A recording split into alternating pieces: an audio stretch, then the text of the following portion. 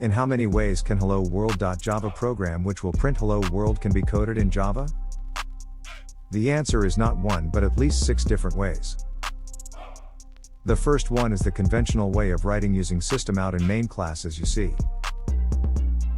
The second way is without main function but with static block. And this static block will be invoked during the class initialization and will print Hello World. The third way is through Lambda function and with runnable thread implementation which will print Hello World while we run the thread. The fourth way is directly printing using shell.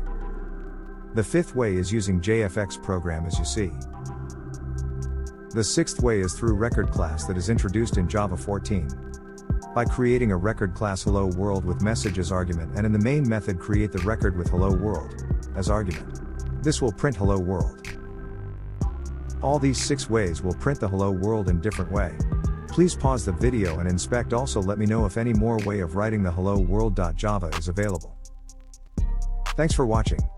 Please subscribe and support.